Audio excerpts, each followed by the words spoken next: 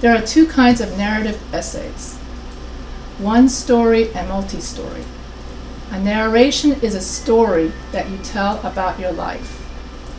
So when you talk about your life, you're telling a story, and that is a narration. Personal narration is when you explore the experiences in your life. So when you write a narrative story, you're going to use description and reflection. When you tell a story, you want to, in your thesis statement, you tell the main idea. Main idea is the thesis. And so after boot camp, I became a mature man because I learned to rely on myself, discipline, and take care of myself. And this one is about the most embarrassing moment of his life. And then you use description to paint a mental picture of the event. And then you reflect on your life to write about it. And then you have to write to a certain audience, like children, teachers, or other students. You use dialogue to advance the story. And then you always use quotation marks. You can record people as they talk. Use taglines, question marks, and quotation marks.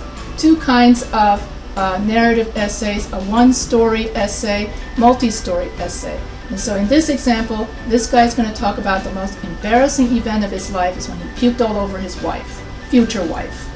And so the writing process is pre-writing, writing, rewriting. Pre-writing is when you write an outline from your thesis. Writing is when you convert that outline into 5-paragraph essay format. Rewriting is when you correct your essay. Pre-writing, here is an example of the pre-writing outline of the guy who puked all over his wife, and how you have the paragraph 2 is who the guy is. Then you write about setting it up, and then you write about the climax, and you write about the conclusion. And then in the writing, you put it into paragraph format. And this is a true story. I was just out of the military. I was proud I had finished boot camp with honors. When I graduated from boot camp in my uniform, my parents were there for the ceremony. It was on that day I went from being an immature person to a mature person. On break from military exercises, I saw the most beautiful woman in my life, and it was so embarrassing when I puked all over her. So that's why these days I give people a second chance. In my youth, I was an immature, angry teenager. I didn't have anything to do, so I joined the military. I was in a bar, met a beautiful woman, and I wanted to make a good impression on her, and then the climax, I puked all over her. So when you revise your essay, you make sure you have good essay structure. And here is the structure of a one-story essay in which you have the introduction thesis. Then the second body paragraph tells the background story. Then you have the third body paragraph adds suspense. Fourth is the climax where he threw up all over her. And then the fifth is the resolution where you're done with the story. Here is another one-story narrative essay example where I talk about where is a better place to park for me if I'm working at a high school, the student parking lot or the faculty parking lot. And in this story, I learned that it's better to park in the faculty parking lot because the student parking lot, everybody crashes into you because the students don't know how to drive. And then I was stupid because I was driving from a long distance. And so when I was working in a high school teaching English, and so it took me 90 minutes to get to work. By the time I get to work, I had to run to the bathroom. So in order to park, I parked right next to the bathroom, which is the school parking, the student parking lot. All the older teachers told me, you shouldn't park in that parking lot, you should park in the faculty parking lot, but I didn't listen. So one day a student backed into my car, totaled my car. So that is the whole story, is the whole lesson of this whole story is park in the faculty parking lot and not in the student parking lot. And so this is the introduction, which has the 5-sentence origin, and then the thesis statement, which is always park in the faculty parking lot to save the car. And then here you have the context. Body paragraph 1 sets the context of where I was, how I was teaching, how I was young and inexperienced. Parked my car in the student parking lot because I had to go straight to the bathroom, and how I had to go straight to the bathroom and drink lots of water.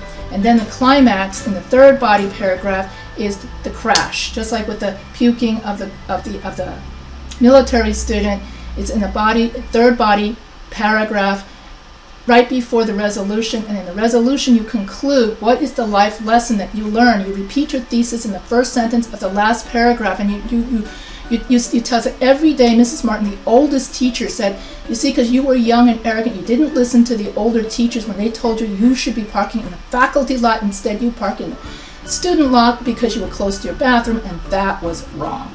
So I wish I'd listened to her advice, because if I'd listened to her advice, my car wouldn't have been totaled. So this is an example of a story with a moral. Okay, and then you have the second kind of narrative story is the multi-story narrative, where you tell many stories within one narrative. Okay, and so a narrative essay with many stories. A narrative essay can be written as a series of mini stories, like if you want to give tips to young people on the life lessons you have learned in your life. Each life lesson would be a mini story from your life.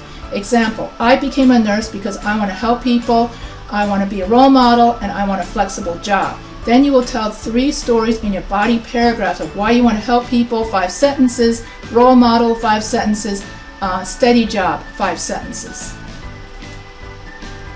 Okay, and so here's an example of why I became a teacher, because I like to do fun activities with my students. I like students of all ages, and I want them to learn to write. And so here I write about meeting students from around the world. Here I write about doing fun activities with my students. Here I write about students from many different cultures. Here I write about and therefore, then in conclusion, I repeat my thesis, and then I take the takeaway is why I enjoy teaching. So this is how you would write a multi-story narrative story. And so here you would have a example of how you would write a multi-story narrative essay. I became a nurse because I want to help people, role models, steady jobs, and then here your body paragraphs would match. Help people, role model, steady job, and then conclusion. And here you have the saddest day of my life was when my mother died. Okay, so what both styles have in common, okay, what they have in common is you have 3 parts to an essay, a introduction, 3 body paragraphs, and a conclusion. You always need a thesis statement as the last sentence of your introduction. Your body paragraphs must relate to your thesis. You have one central idea for your essay. Each paragraph has 5 to 7 sentences, and each body paragraph talks about one idea. The thesis is repeated as the first sentence of the last paragraph. You must always have 3 parts to your essay. And then your introduction has 3 parts: hook, bridge, and thesis. And your body paragraphs has topic, supporting, and concluding sentences. And then here you have a conclusion. And then you can have a proverb. You can write a proverb narrative essay. And here you would use a proverb as your moral. All that glitters is not gold. So when I go shopping on Amazon for clothes, I see all these dazzling, like beautiful clothes, and I think to myself, I can get a cheap price and all that kind of stuff. Well, all that glitters is not gold, especially on Amazon. And then I write a whole story about how beautiful the clothing looks and how I'm tricked by the pictures, and then I actually buy the clothing and it's cheap and everything's falling apart. So then in conclusion, all that glitters is not gold on Amazon, because those beautiful dresses are really cheap knockoffs. So the lesson learned is don't buy on Amazon, and always buy in the store so you know what you're getting at. And then each story, when you say a story, it has to evoke an emotional response: fear, anger, love, and in my case, the Amazon story was disappointment. Okay, then you can use all of these proverbs as your thesis statement, moral, like a fable, for your narrative essay. Okay, so here are some proverbs, and then here are some other narrative essay topics you can write about.